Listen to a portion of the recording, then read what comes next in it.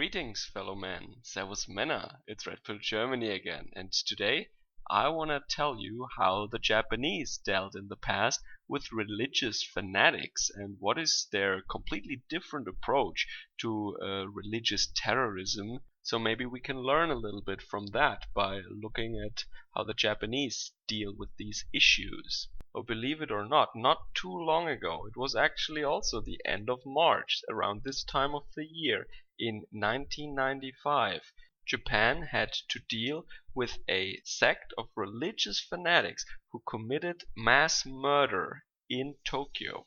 Now, we all know that Japan is a very safe country and there are not many Muslims there, for example. That is why they also don't suffer from repeated terrorist attacks like we do in the West. So of course this time again with the attacks in London, we can see what happens every single time. There is this typical cycle of news and then people virtue signal with their avatars on social media and stuff like that. Then finally everyone agrees that Muslims were the real victims here because their glorious religion of peace is given a bad name by these people who hijacked their religion of peace. And then finally we vote for more immigrants and open borders. And then they forget about it again. And nothing really happens. So politicians and people in the mainstream in Europe are actually even proud of the fact that they do not change anything, that they completely ignore the terrorism. They basically turned these victims of these attacks into some collateral damage that we have to deal with somehow. We all want cars to get to work and to do the groceries and to get from A to B, so we have to accept that a couple of people every year will die in traffic accidents. And in the same way they say we want an open society, we want diversity so bad, so we just have to deal with the fact. We just have to accept that a couple of people every week are murdered by Mohammedans, right? So a Japanese person or a Japanese politician would never even think such a thing. Their approach is completely different. And they also had their religious sect that was committing mass murder in the middle of the 90s. The group I'm referring to was a domestic Japanese doomsday cult called Aum Shinrikyo. Now, Aum is probably some Sanskrit word that means universe, and then Shinrikyo means basically the teaching of truth or the ultimate truth or something like that. So the first kanji means real or true, the next one means theory or doctrine, and the third kanji finally means teaching. So Aum Shinrikyo was founded by Shoko Asahara in 1984. So their beliefs are basically a hot pot of weird conspiracy theories and something from other world religions like Buddhism, Hinduism, and even Christianity. So it's a pretty crazy doomsday cult, yeah? And they were all about bringing about the end of the world. They tried then with a terrorist attack in the Tokyo subway. They tried to destabilize Japan and to bring about the Third World War, basically. So pretty crazy stuff. So, but they are not some low IQ barbarians from the desert who use cars or knives to commit their very barbaric terrorist attacks. The Japanese people are more sophisticated, so they use more sophisticated ways to achieve their goals. What they did is they actually built a factory for sarin gas, a very potent neurotoxin. Then they sent 5 different people with a plastic bag with the liquid form of sarin and a umbrella with a sharpened tip into 5 different points in the subway of Tokyo, and they would drop those plastic bags and puncture them, with their umbrella tip, and then running away. Each of those 5 guys had a getaway driver that was waiting for him outside of the subway. So the result was 12 people were killed, 50 people were severely injured, and thousands of people were basically injured or had health problems as a result from this poison gas attack. So this attack came as a shock to the Japanese society because they thought of themselves as a very, very safe and peaceful nation, and they would never have thought that fellow Japanese people would commit such a heinous act. Now, in the way Japan dealt with these religious terrorists here is something that I want to just read to you now from Wikipedia. It can show us a different way of how we can respond to such violence. Here it goes. The sarin attack was the most serious attack upon Japan since the United States bombing of Hiroshima and Nagasaki in 1945. It caused massive disruption and widespread fear in a society that had previously been perceived as virtually free of crime. Shortly after the attack, Aum lost its status as a religious organization, and many of its assets were seized. The Diet, the Japanese parliament, rejected a request from government officials to outlaw the group. The National Public Safety Commission received increased funding to monitor the group. In 1999, the Diet gave the Commission broad powers to monitor and curtail the activities of groups that have been involved in indiscriminate mass murder and whose leaders are holding strong sway over their members. A bill custom-tailored to Aum Shinrikyo. Asahara was sentenced to death by hanging on the 27th of February in 2004, but lawyers immediately appealed the ruling. The Tokyo High Court postponed its decision on the appeal until results were obtained from a court-ordered psychiatric evaluation, which was issued to determine whether Asahara was fit to stand trial. In February 2006, the court ruled that Asahara was indeed fit to stand trial, and on the 27th of March 2006 rejected the appeal against his death sentence. Japan's Supreme Court upheld this decision on the 15th of September in 2006.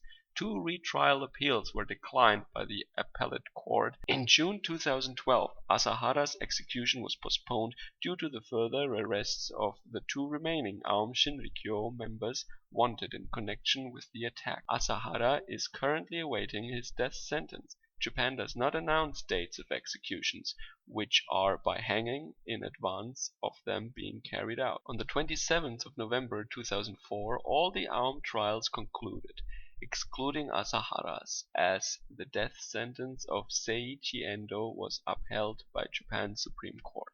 As a result, among a total of 189 members indicted, 13 were sentenced to death, 5 were sentenced to life in prison, 18 were given prison sentences of various length, 87 received suspended sentences, 2 were fined, and 1 was found not guilty. In May and June 2012, the last two of the fugitives wanted in connection with the attack were arrested in Tokyo and Kanagawa area. Of them, Katsuya Takahashi was taken into custody by police near a comic book cafe in Tokyo.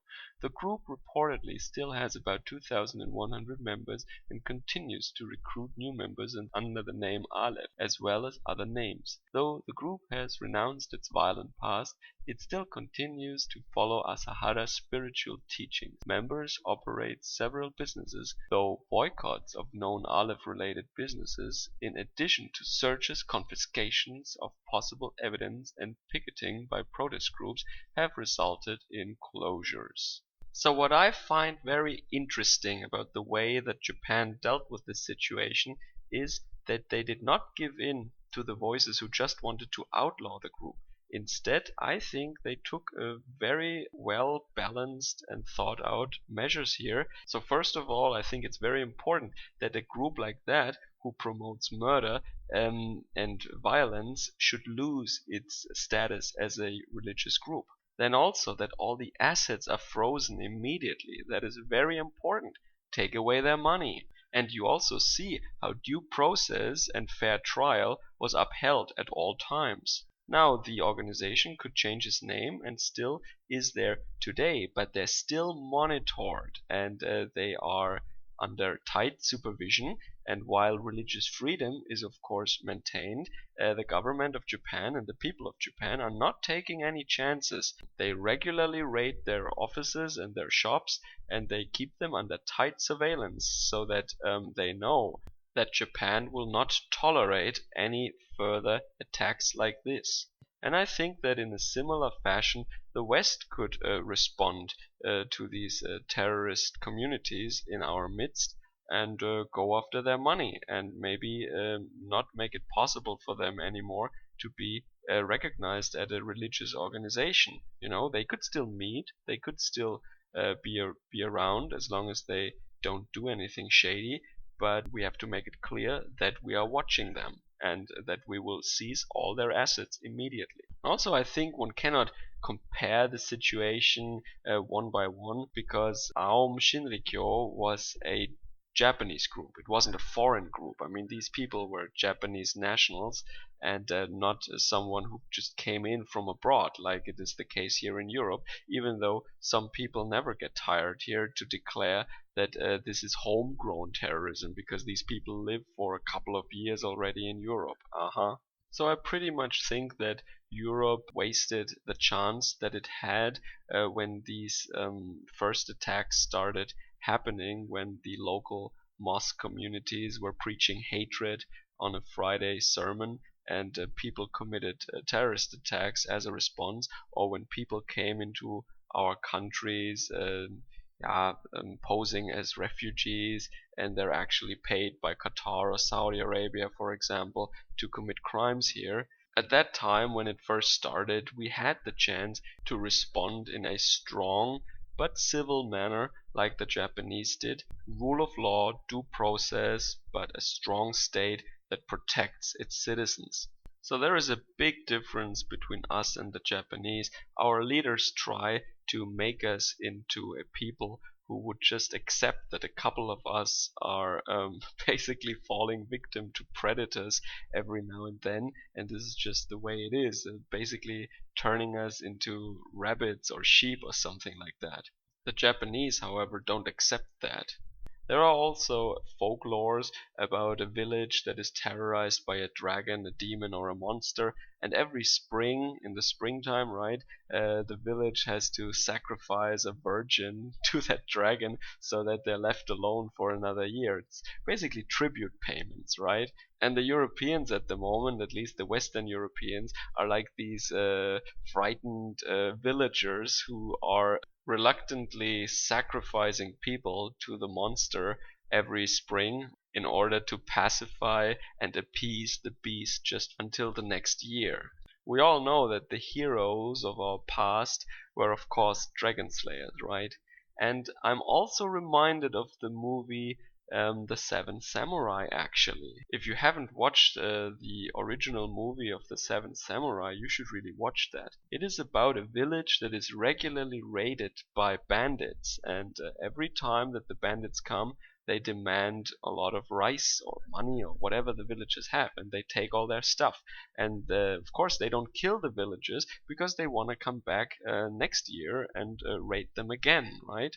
The villagers are too afraid and too weak to fight directly against the bandits, but they make up their minds to hire some samurai. And they also find some samurai. They cannot pay them, they claim. They can just give them some food for the time that they're there. But these impoverished, poor samurai are accepting, and they organize the defense of the village at a great cost, and some of them actually die.